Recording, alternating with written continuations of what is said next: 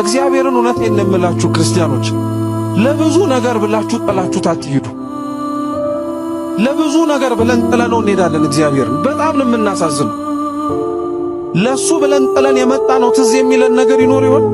እውነት እግዚአብሔርን እኮ ስለ ብዙ ነገር አሳልፈን ሰጥተነዋል እንጂ ለሱ ብለን የተውንለት ነገር ትዝ ይላችኋል?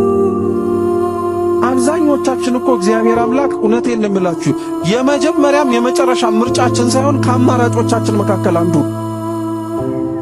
ሲጣበን ሲጨንቀን መግቢያውና መውጫው ስናጣ የምንመርጠው ነገር ነው እንጂ እግዚአብሔር ስንደሰትም ስናገኝም ሁሌም በምንኖርበት ሕይወት ላይ የመጀመሪያ ጥሪያችን እንዲሆን ላንፈልግ የምንችል ሰዎች አለን።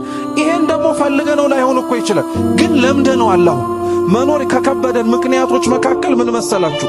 ከእግዚአብሔር የተቀበልናቸው ነገሮች ወደ እግዚአብሔር እንዳንሄድ መሰናክል ሆኑ።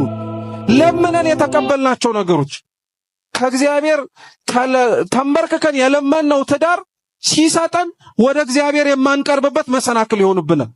ከእግዚአብሔር ለምነነው የተቀበልነው ልጆቻችን መልሶ ከእግዚአብሔር የተቀበልናቸው ልጆቻችን መልሰን ወደ እግዚአብሔር ቤት እንዳንገባ ደግሞ ወደ ኋላ የሚስቡን ገመዶች ሆኑ። ከእግዚአብሔር የተቀበልነው ለምነን ያገኘነው ሀብት መልሰን ወደ እግዚአብሔር እንዳንመጣ አሁንም ወደ ኋላ የሚስበን ነገር ሆነ። ለዛ ነው እግዚአብሔር አምላክ ተከተሉኝ የሚለውን ጥሪ ሲያሰማ ሊከተሉት የሚፈቅዱ ሰዎች በሙሉ ኃጢአትን ብቻ ሳይሆን መተው ያለባቸው አለኝ ብለው የሚያስቡትን